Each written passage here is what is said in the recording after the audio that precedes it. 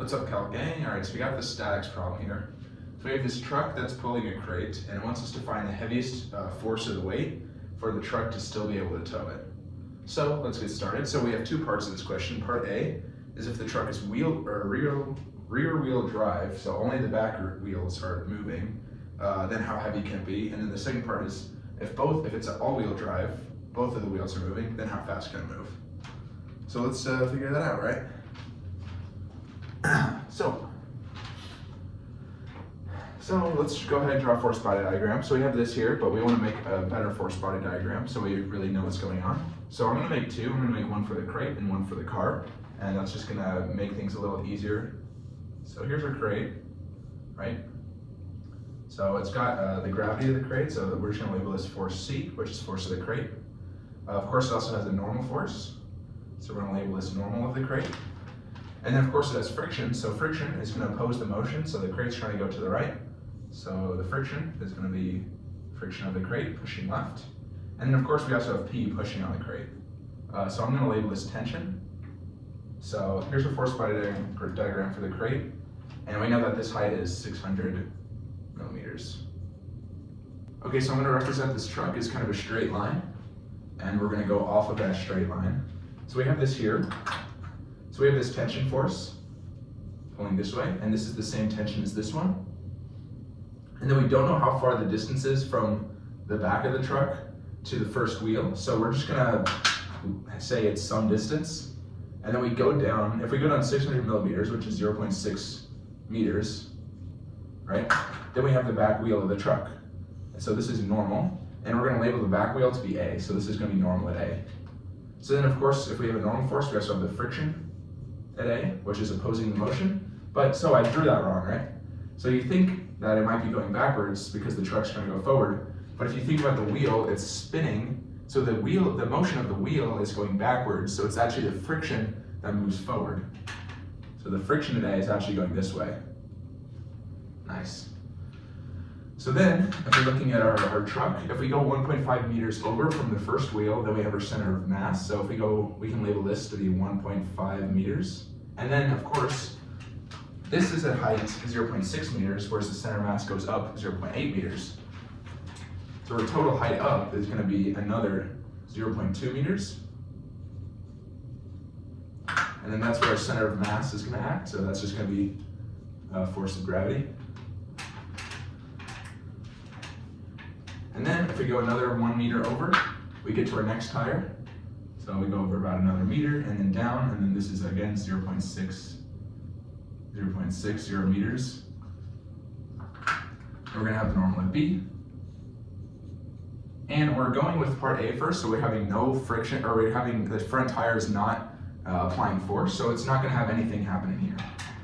So for part A, this is gonna be our force body diagram.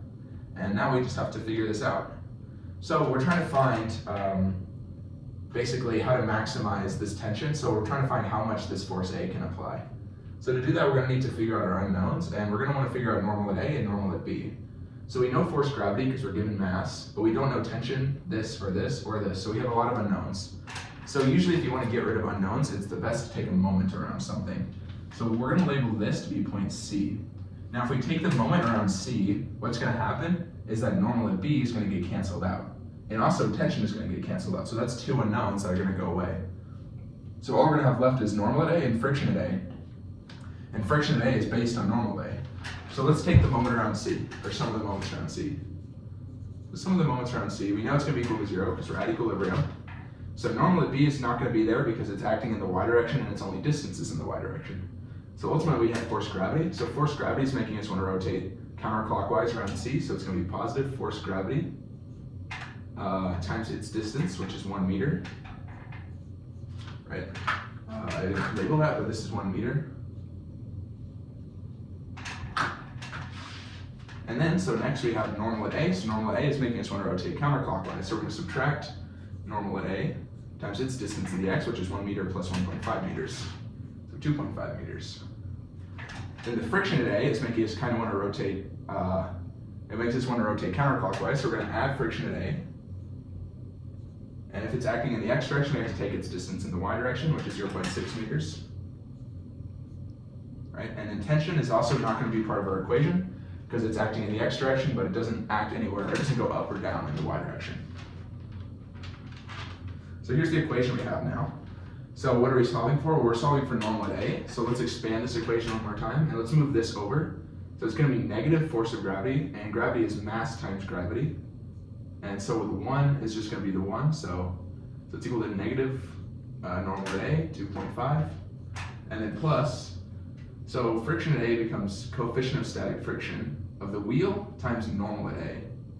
And you got to keep that 0.6 in there, because friction at A is coefficient of static friction times the normal. So now you'll see we just have this one unknown left. So negative mass gravity is equal to, so let's bring out that normal of A. So factoring it out of both equations, you're going to get negative 2.5 plus coefficient of static friction of the wheel times 0.6.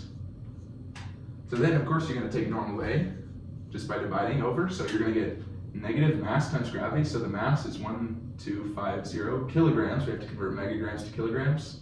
Gravity is 9.81. Divided by negative 2.5. We're dividing by this. Plus the coefficient of static friction on the wheel is 0.5. And then 0.6. Nice. So then if you do all this, you're going to get normal at A is equal to 5,570 newtons.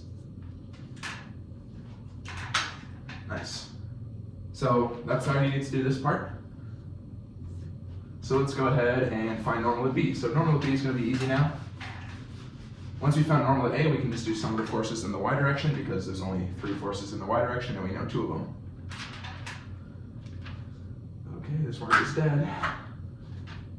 Sum of the forces in the y direction is equal to 0. So we have normal at A plus normal at B minus force of gravity.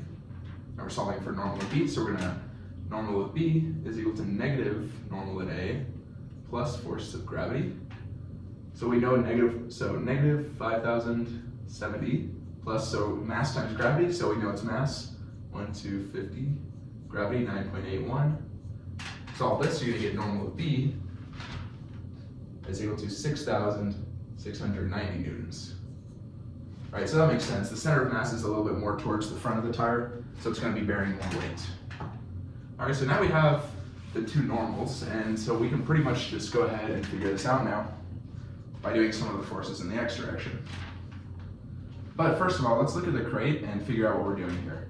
So we're trying to find tension, and the tension is going to be based off this force, the friction force of the crate. So by looking at it, we know if we do sum of the forces in the y direction, the normal force of the crate has to be equal to the weight of the crate. So, right, we know that force of the crate is equal to normal of the crate. So then if we do sum of the forces in the x direction, we'll see that tension is equal to the friction of the crate. Now friction is equal to the coefficient of static friction of the crate times the normal of the crate, which is equal to, because normal of the crate is equal to the force of the crate, coefficient of static friction of the crate, weight of the crate. So this equation right here is going to be very useful because we know that this tension is equal to that tension is equal to that tension.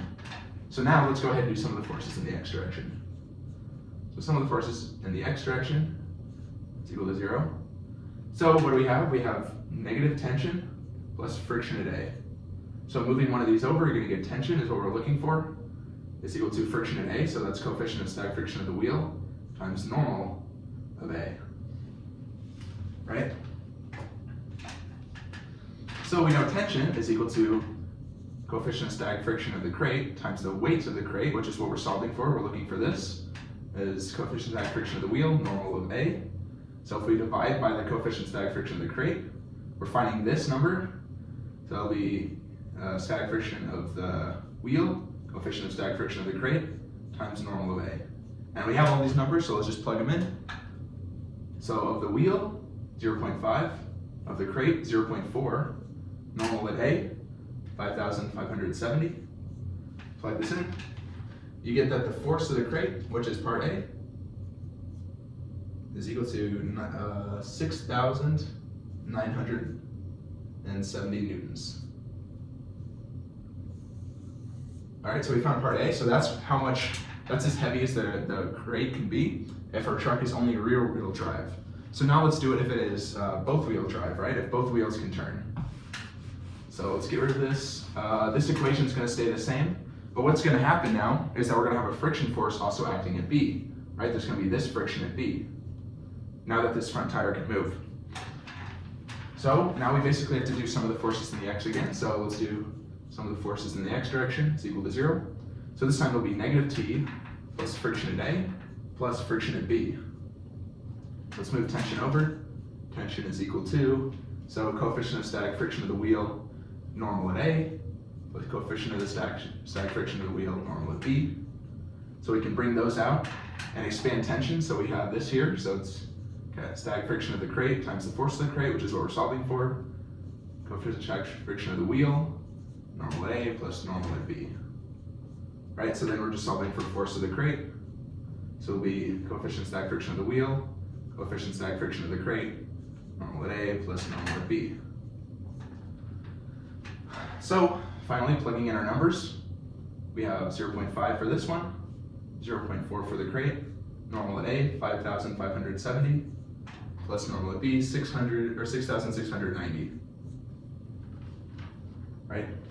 So then we just plug it in, and you're going to get for B, force of the crate can be equal to 15,300 newtons.